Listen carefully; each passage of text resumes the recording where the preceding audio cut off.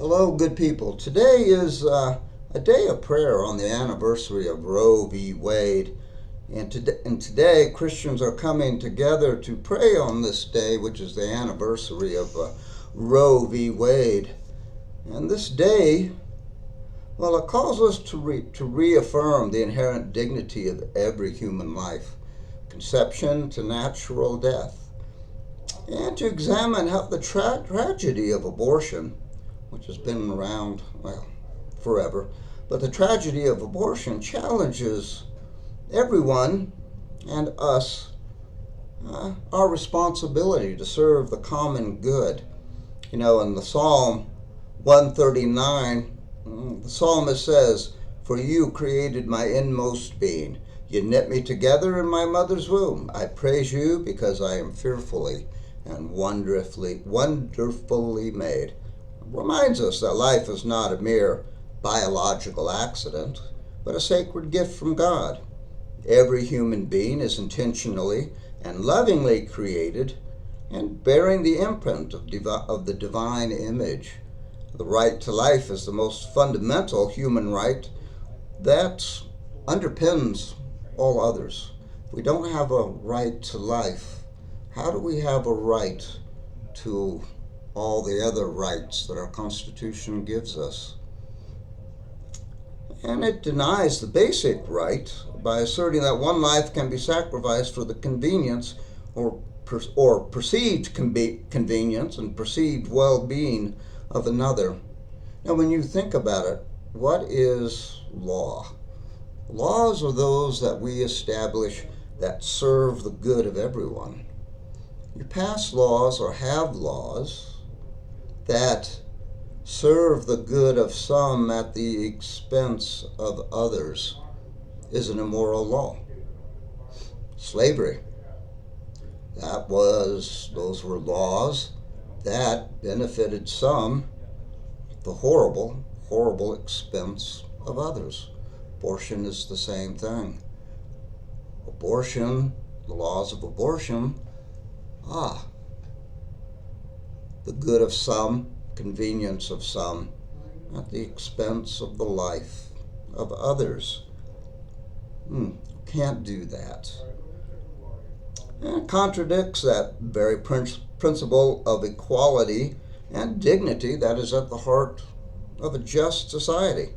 And further, science affirms humanity of the unborn by revealing, from the moment of conception, a new, distinct human life begins, complete with its own unique DNA. We Catholics are people of faith and reason. We believe you have to keep faith and reason together. So we must acknowledge that scientific, philosophical, and theological reality of the dignity of every human person from the moment of their conception. They don't become anything else but a human being.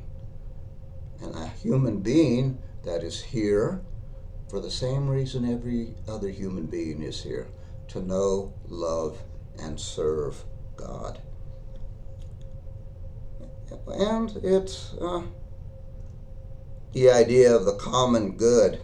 Well, abortion challenges the idea of the common good in other ways, and it calls us to work for the well-being of all members of society, especially the most vulnerable. True service to the common good requires prioritizing the needs of the weak and the defenseless rather than marginalizing them. Now, just laws help and benefit the marginalized and the weak in our society as much as those just laws benefit everyone else. Cannot have laws that go against the weakest and most vulnerable in our society.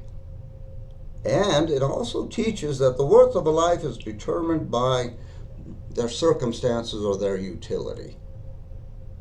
You really want to live in a society, and you do live in a society.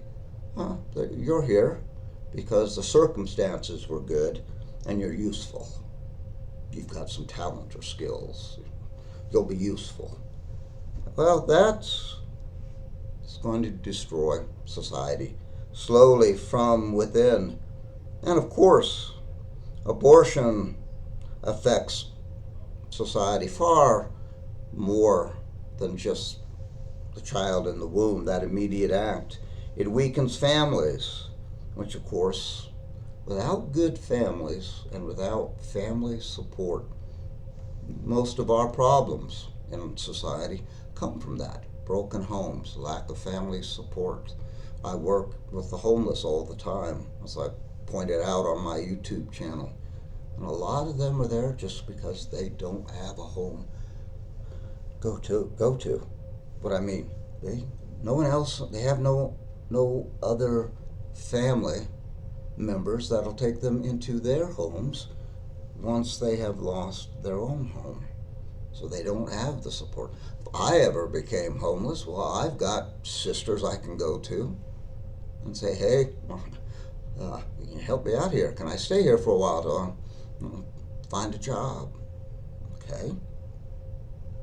Drug addiction, that sense of hopelessness that often leads to that drug addiction. All of this is kind of, my life's not important. Well, abortion teaches everyone their lives are not important. And so today, let us pray with the rest of our Christian brothers and sisters, and that we become a nation that supports life at all stages and offer, and this is important as well, and offers real options for women facing difficult pregnancies and circumstances. Abortions are more often than not made under duress or lack of support. No, we pro-life Christians, okay, let's change the laws. We've got to change the laws of the country. We've got to change this society, a pro-life society. Now, well, if we're going to do that, then we also have to non-judgmentally support with Lord's mercy and love and compassion women who are pregnant in very, very difficult circumstances and are very tempted. But our society says it's okay if you abort that child. Okay. It's not a world we want to live in. We want a world that lives in and supports and understands the dignity and importance of every human life, which is a blessing from God. And so today, let us all pray today that our nation it's been moving, but that'll move even further into a pro-life direction. I'm Father Barnabas Eicher. I'm the chaplain here at Catholic Charities here in Denver, Colorado. And if you like my videos, please like and subscribe. If you do that, my message today will probably reach others as well. And thank you all very, very much.